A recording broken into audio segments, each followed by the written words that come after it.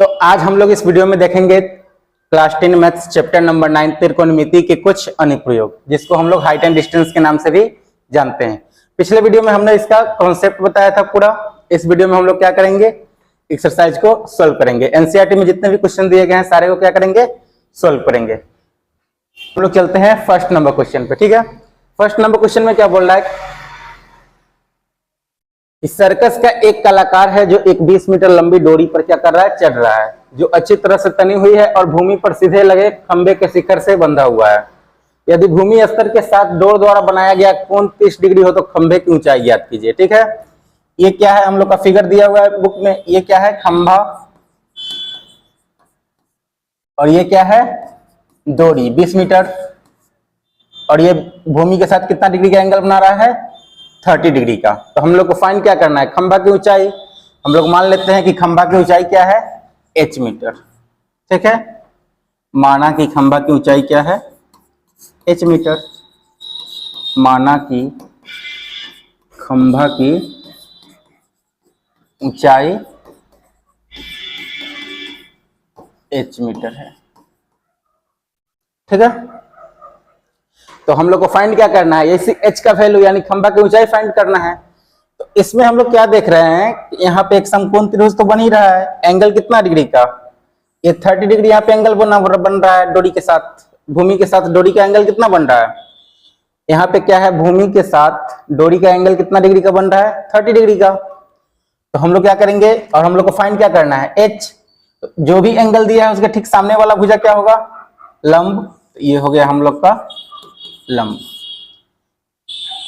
और ये इस कोण के साथ लगा हुआ भुजा क्या हो जाएगा, आधार। और 90 डिग्री के ठीक सामने वाला भुजा क्या होता है, कर्ण। तो हम लोग को इसमें फाइंड क्या है, कर्ण। कर्ण का लंबाई दिया हुआ है ना 20 मीटर, और निकालना क्या है, लंब। लंब और कर्ण यानी कि P और H का रिलेशन किसमें होता है, P और H, लंब और कर्ण का रिलेशन किसमें होता है, साइन में। तो हम लोग क्या करेंगे, यहाँ पे समकोण त्रिभुज में क्या लेंगे, साइन थीटा लेंगे। लिखेंगे यहाँ पे समकोण त्रिभुज ABC में, समकोण त्रिभुज ABC में साइन 30 इक्वल टू क्या होगा, साइन थीटा इक्वल टू क्या होता है, PH। ये हो गया P/H, और थीटा के लिए हमारा 30 के लिए हमारा P कौन सा हो जाएगा, ठीक इसके सामने वाला लंब होता है। तो ये कितना है हम लोग का, H हम लोग माने हैं। और हाइपोटेनस कितना है, 20 मीटर। तो ये हो गया 20 मीटर। अब हम लोग साइन 30 का वैल्यू पढ़े हुए हैं त्रिकोणमिति वाले चैप्टर में। साइन 30 का वैल्यू क्या होता है, 1/2। ये हो गया आपका 1/2, और ये किसके इक्वल होगा, h/20 मीटर के, h/20 मीटर के। अब हम लोग इसको यहां से सोल्व करेंगे। ये कितना आएगा, क्रॉस मल्टीप्लीकेशन करेंगे तो 2 × h 2h इक्वल टू क्या आएगा, 20 metre. 2 × h equal to 2h, और 20 × 1 20 मीटर। अब यहां से हम लोग का h कितना आ जाएगा, 20/2 यानी कि 10 मीटर। तो हम लोग का खंभा का ऊंचाई क्या हो जाएगा, इसलिए खंभा की ऊंचाई इक्वल टू 10 मीटर। ठीक है, इसमें क्या था, फिगर हम लोग का बनाया हुआ दिया था। बाकी बहुत सारे ऐसे क्वेश्चन मिलेंगे जिसमें फिगर आपको खुद से बनाना होगा। इसमें क्या दिया था कि एक डोरी है जो भूमि के साथ 30 डिग्री का एंगल बना रहा है। भूमि, ये जो डोरी है उसका लंबाई क्या है, 20 मीटर। तो हम लोग को खंभे की ऊंचाई फाइंड करना है। ठीक है, तो खंभे की ऊंचाई हम लोग को कितना मिला, 10 मीटर। अब हम लोग चलते हैं क्वेश्चन नंबर 2 पे।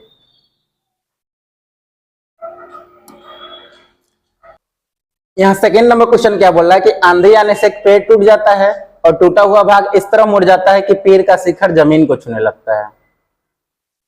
तो सबसे पहले क्या है, आंधी आने से एक पेड़ टूट जाता है, तो सबसे पहले एक पेड़ होगा, एक सबसे पहले हम लोग पेड़ बना देते हैं। उसके बाद क्या है कि आंधी आने से एक पेड़ टूट गया और टूटा हुआ भाग इस तरह मुड़ जाता है कि पेड़ का शिखर जमीन को छूने लगता है। ये कहीं बीच से टूट कर क्या हो रहा है, यहाँ से ये शिखर जमीन को छू रहा है। मान लेते हैं कि ये क्या है, ए डी एक पेड़ है और ये क्या है, बी पॉइंट से यहां से क्या कर रहा है, टूटकर गिर जा रहा है और ये नीचे जमीन के साथ क्या कर रहा है, 30 डिग्री का एंगल बना रहा है।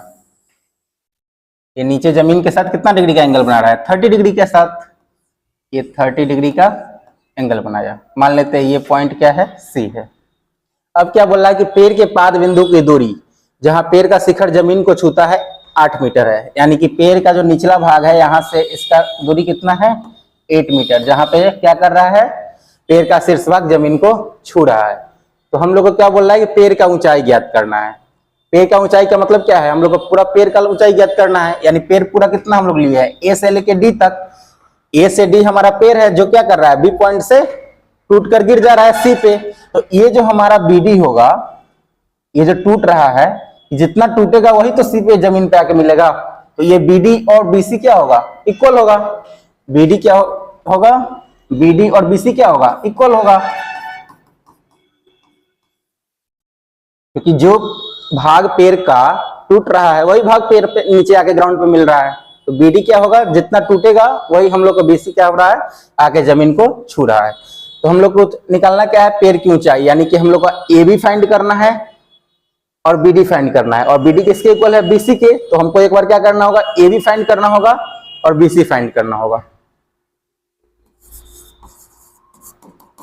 यहाँ पे पेड़ का ऊंचाई क्या हो जाएगा, पेड़ की ऊंचाई, पेड़ का ऊंचाई क्या है, एडी। तो पेड़ की ऊंचाई क्या है, एडी, जो किसके इक्वल हो जाएगा, एडी किसके इक्वल है, एबी के, और प्लस बीडी, और बीडी किसके इक्वल है, बीसी के। तो हम लोग क्या लिख सकते हैं, एबी प्लस बीसी के इक्वल है। ठीक है, तो पेड़ का ऊंचाई क्या है, एबी प्लस बीसी। तो सबसे पहले हम लोग को क्या फाइंड करना होगा, एक बार एबी फाइंड करना होगा और एक बार क्या फाइंड करना होगा, बीसी फाइंड करना होगा। तो एबी अगर हम लोग को फाइंड करना हो तो ये 30 डिग्री के ठीक सामने वाला भुजा क्या होता है, लंब।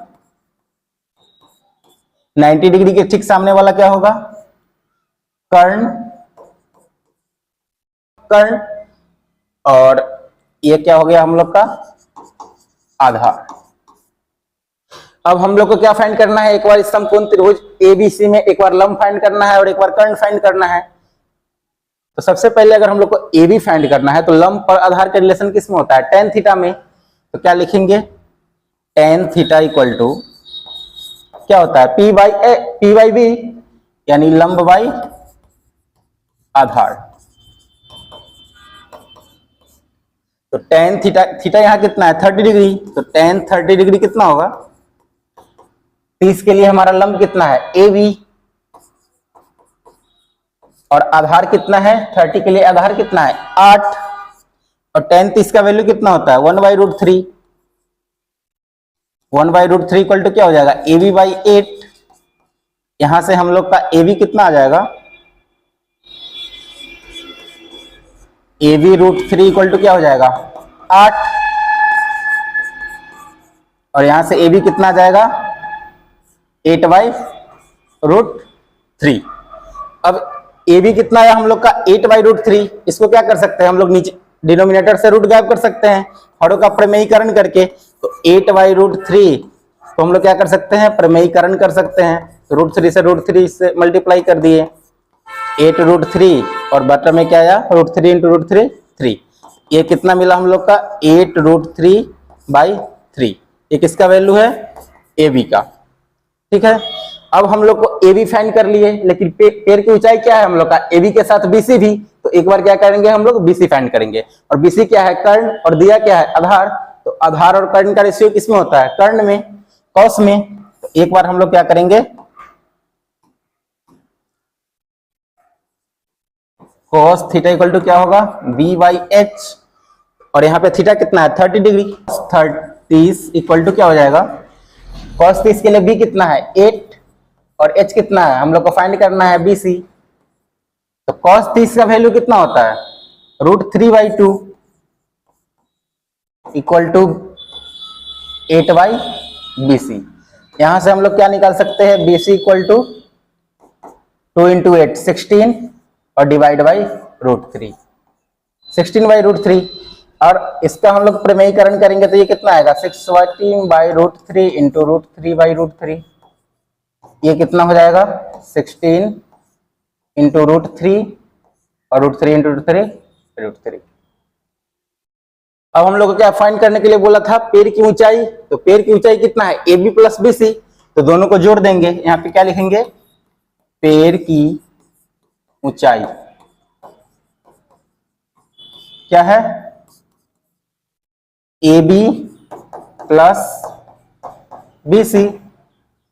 AB हम लोग का कितना आया है 8√3/3, तो यहाँ पे क्या करेंगे 8√3/3 प्लस यहाँ BC कितना है 16/3√3। अब इन दोनों को हम लोग ऐड करेंगे तो कितना आ जाएगा LCM 3 8√3 प्लस 16√3। यह 16 और 8 कितना होगा 24√3 और डिवाइड बाई 3। और इस 3 से 24 कितना 8 टाइम्स कट जाएगा, तो हमारा कितना आया 8√3 मीटर। ठीक है, मीटर। इस तरह से हम लोग का सेकेंड क्वेश्चन क्या हुआ, सोल्व हो गया। सेकेंड क्वेश्चन में क्या था कि एक पेड़ था जो आंधी आने से क्या हुआ, थोड़ा भाग टूट के इसको जमीन को छूने लगा 30 डिग्री के एंगल के साथ। तो हम लोग क्या किए, एडी एक पेड़ मान लिए कि ये बी पॉइंट से क्या कर रहा है, टूट कर गिर जा रहा है। तो ये क्या 30 डिग्री का एंगल जमीन के साथ बनाया। अब हम लोग को फाइंड क्या करना है, पेड़ का ऊंचाई। तो पेड़ का ऊंचाई टोटल कितना होगा, ए से लेके डी तक, और एडी क्या होगा A B plus B D, और बी डी इक्वल किसके होगा बीसी के। क्यों, क्योंकि जितना भाग पेड़ का टूट रहा है वही भाग तो पेड़ जमीन पे आके मिल रहा है। तो इस तरह से हम लोग क्या किए,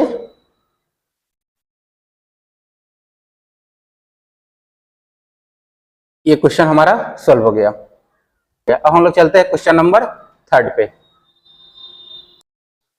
ये है 9.1 का क्वेश्चन नंबर 3। इसमें क्या बोल रहा है कि एक ठेकेदार बच्चों के खेलने के लिए एक पार्क में 2 फिसलन पट्टी लगाना चाहता है। ठीक है, फिसलन पट्टी क्या होता है, जहां से हम लोग फिसलते हैं।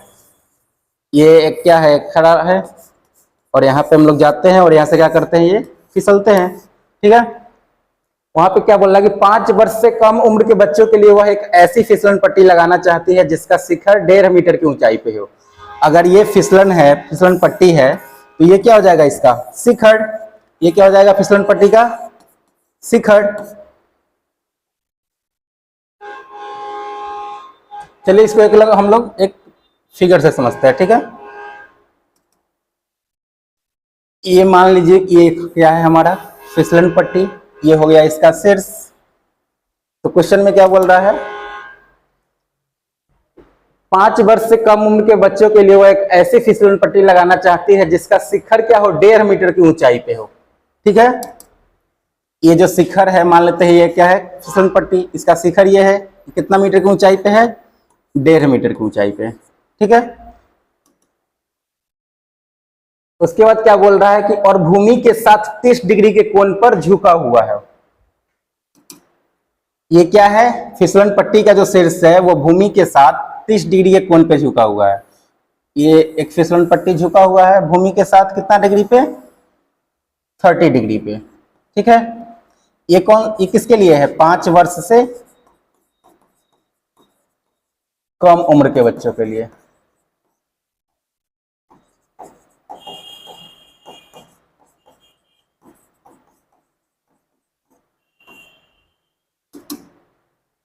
इसके बाद क्या बोल रहा है, जबकि इससे अधिक उम्र के बच्चे के लिए वह 3 मीटर की ऊंचाई पर एक अधिक ढाल की फिसलन पट्टी लगाना चाहती है जो भूमि के साथ 60 डिग्री का कोण बनाती है।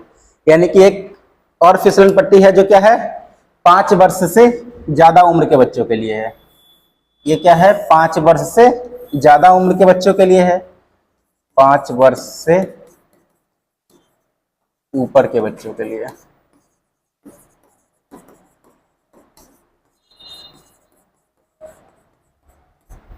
ठीक है, अब ये जो 5 वर्ष से ऊपर के बच्चों के लिए है उसका हाइट कितना दिया हुआ है, इसका दुगुना, यानी कि ये है 3 मीटर का। ठीक है, इसका हाइट 1.5 मीटर है और इसका 3 मीटर, इसको हम लोग छोटा कर देते हैं, देखने में भी अच्छा रहेगा।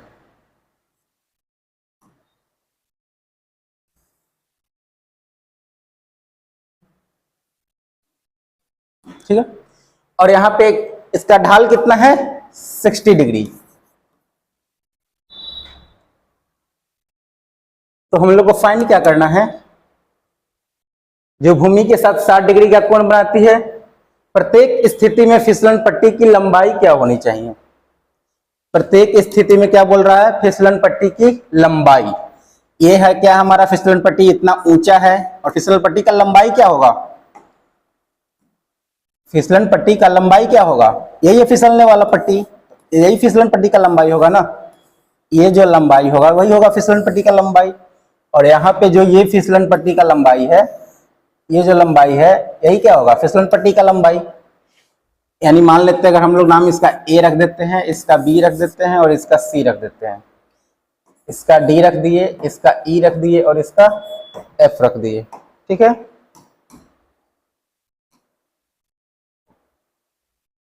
तो अब इसमें क्या होगा, फिसलन पट्टी का लंबाई ए सी,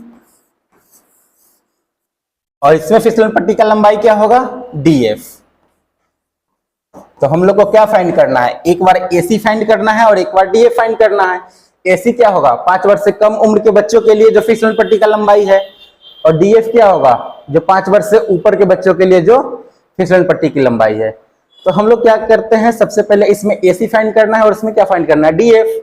तो सबसे पहले हम लोग एसी को फाइंड करते हैं, ठीक है। एसी में कौन सा त्रिभुज समकोण त्रिभुज बन रहा है, एबीसी, यहाँ भूमि के साथ एंगल बना रहा है, यहाँ 90 डिग्री बनेगा, ठीक है। क्योंकि भूमि पर क्या है, एक फिसलन पट्टी का हाइट खड़ा है, फिसलन पट्टी खड़ा है। तो एबीसी क्या लिखेंगे यहाँ पे, त्रिभुज एबीसी में, त्रिभुज एबीसी में ये एंगल क्या है 30 डिग्री। तो इसके ठीक सामने वाला भुजा क्या होगा हमारा प्रीपेंडिकुलर, और ये होगा हमारा हाइपोटेनस, ठीक है। तो हम लोग को इसमें प्रीपेंडिकुलर दिया हुआ है और फाइंड क्या करना है, हाइपोटेनस। तो प्रीपेंडिकुलर और हाइपोटेनस का रेशियो किसमें होता है, साइन में।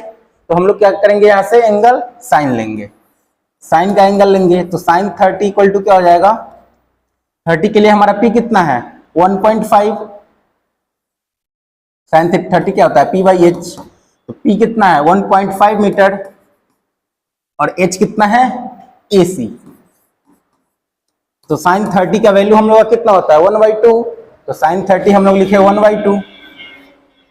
ये किसके इक्वल है 1.5 बाई एसी के। यहां से हमारा एसी कितना आ जाएगा 1.5 इंटू 2 इक्वल टू 3 मीटर। तो ये जो एसी आया 3 मीटर, ये किसके लिए है, 5 वर्ष से कम उम्र के बच्चों के लिए। ये हो गया हमारा 5 वर्ष से कम उम्र के बच्चों के लिए।